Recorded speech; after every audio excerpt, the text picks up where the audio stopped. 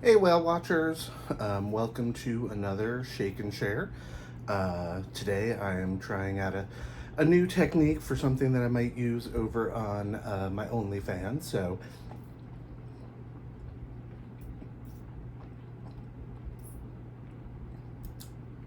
I'm sucking down another strawberry shake. Um, might need to make the tube a little shorter because it takes a lot of doing to get it down. So anyway, so what I wanted to talk about today was not really gaming related or anything like that, but just a personal interest of mine, which is Broadway. Um, so I was lucky enough earlier this month to finally get back to Broadway. I went to see Six, the musical, and it was, reminded me that, I've gained a bit since the last time I was in those seats, and they were quite snug. Of course, I realized about 2/3 of the way through that I was in one of the seats that actually I was on the aisle and the armrest tips up, so I could have had a little bit more leeway there had I realized that sooner. Um, so if you're ever in the Brooks Atkinson Theater, Orchestra Row and Seat 101 has an accessible handle. So anyway, talking with some people afterwards, I got a lot of questions about, my first Broadway, my favorite Broadway, things like that. So I thought I'd do a quick, rundown of me and Broadway. But first, a little bit more shake.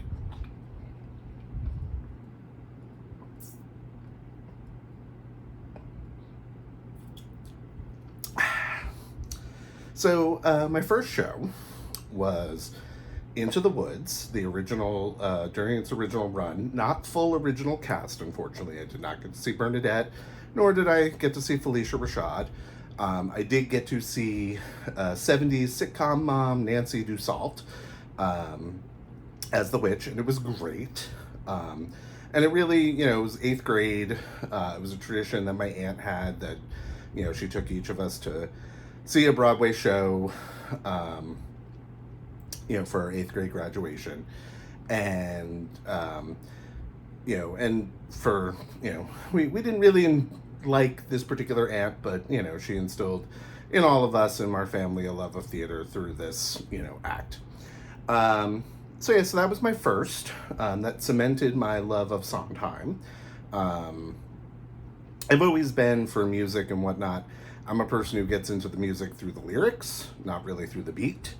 Not to say that, Sondheim isn't melodic or anything like that, but, for me, like even with pop music, I like the songs that I know the lyrics to, and you're more likely to see me, dance for values of white boy dancing to a song if I know the lyrics versus just being like, oh, hey, this has a great beat. So going to clubs in the, my early 20s and 30s, really was troubling since, they pretty much just would reduce songs to the chorus.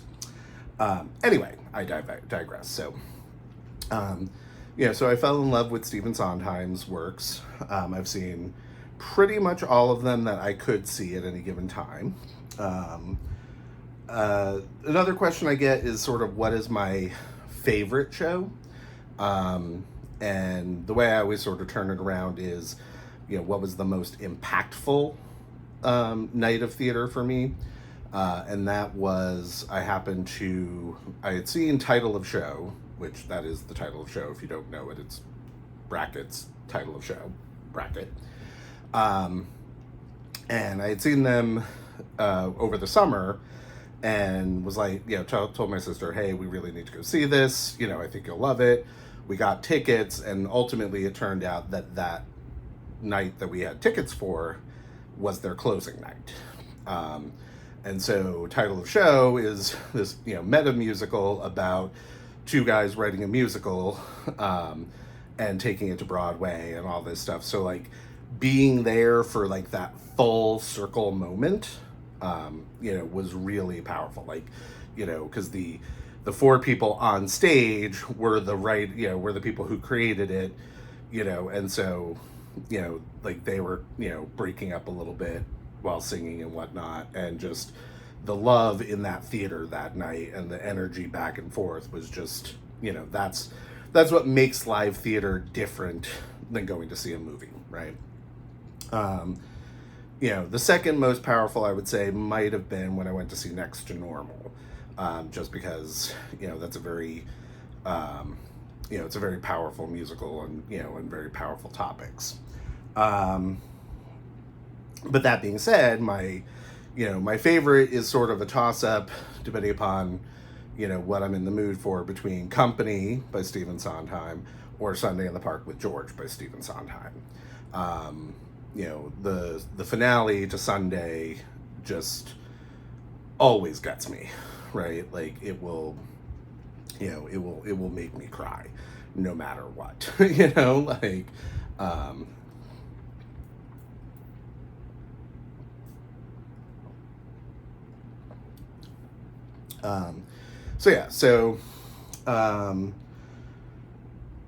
would say, some other things. The most laughter I've ever had at a musical was actually at an area theater production of a show called The Musical of Musicals, The Musical.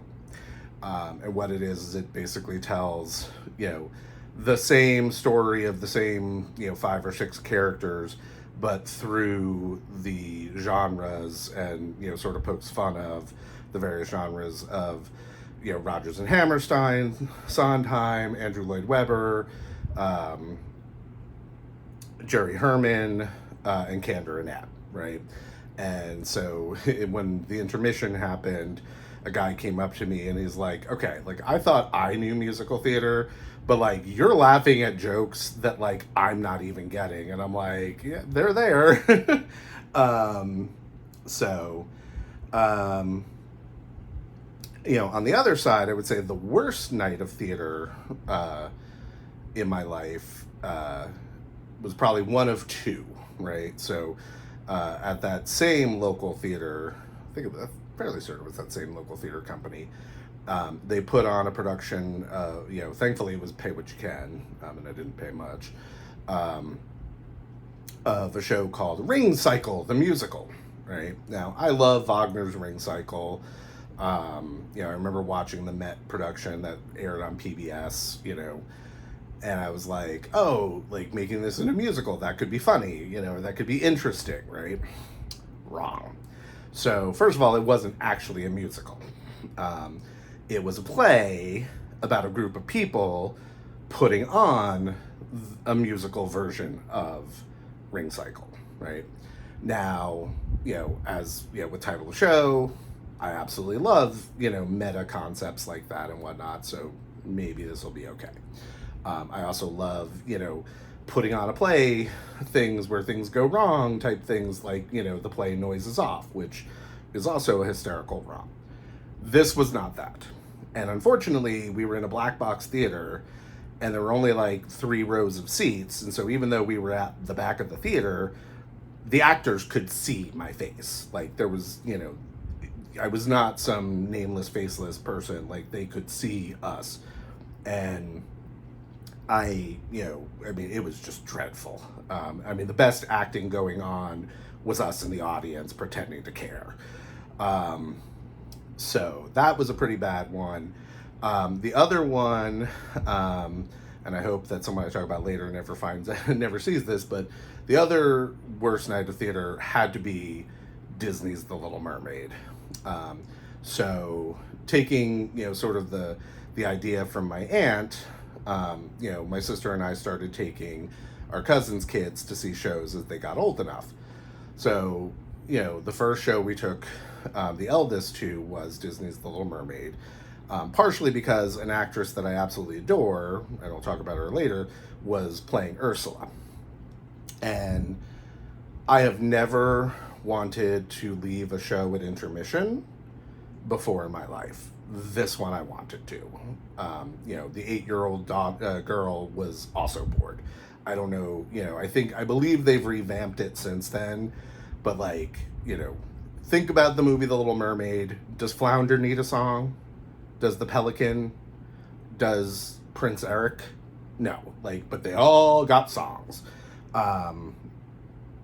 And it was just bad. And the only thing that kept me there was the fact that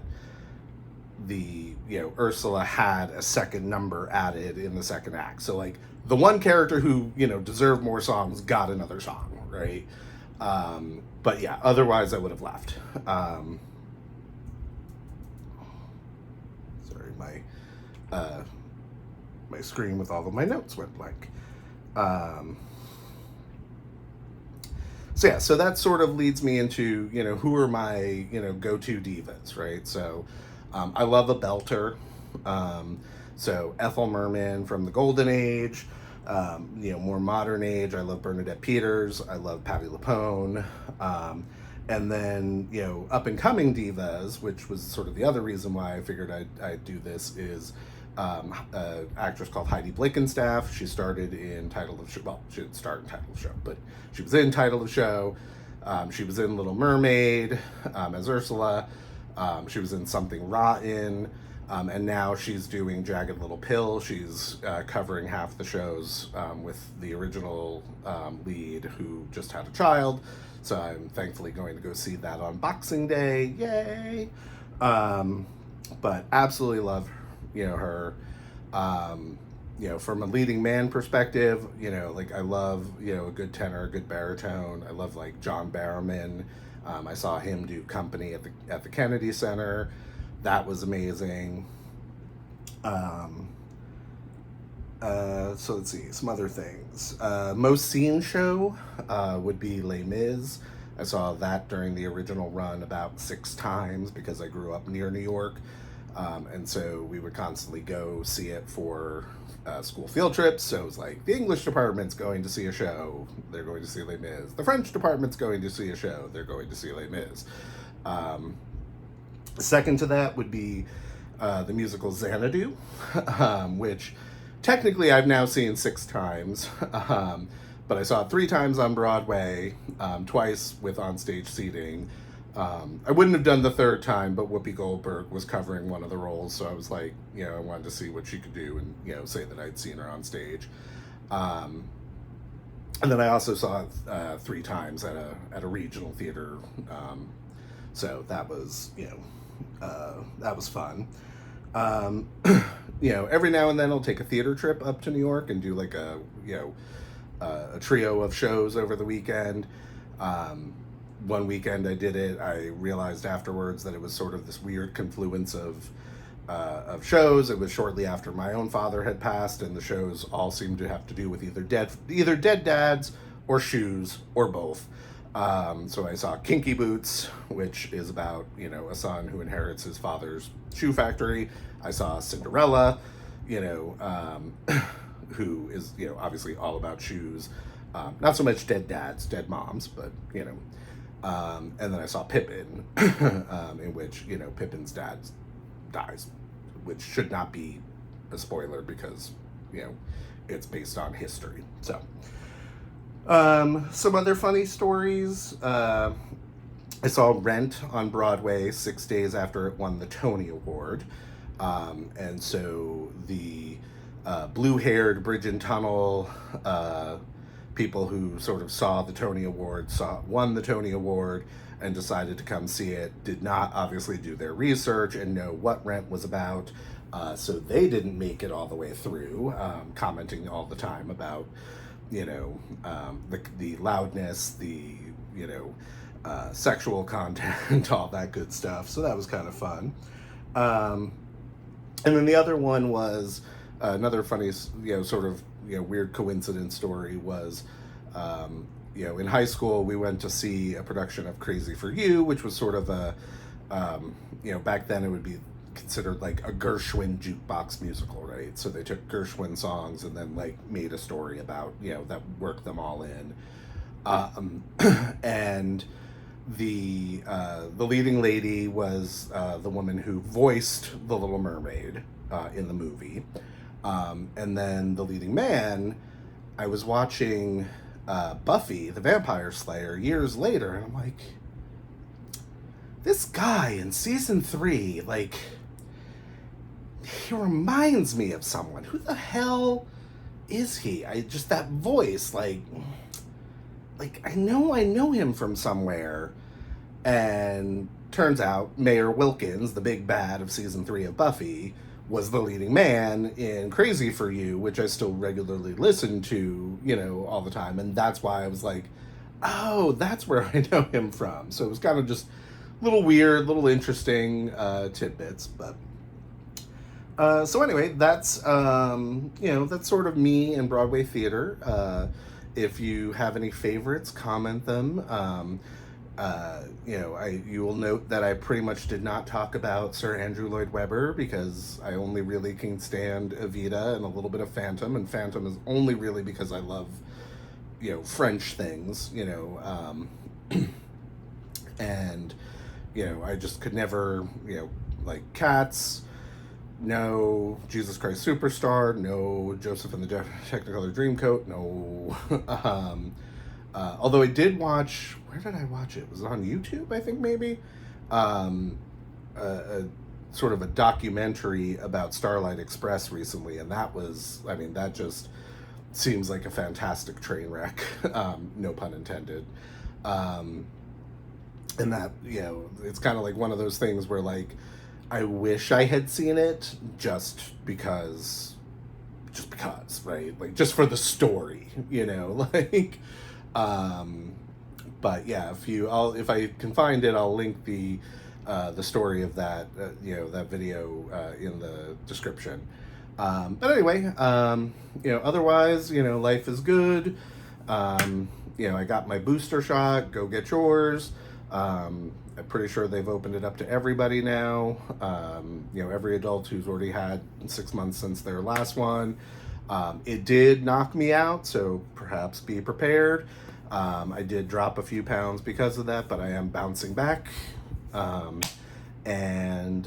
Hopefully I will talk to you all again soon. Have a great one. Bye.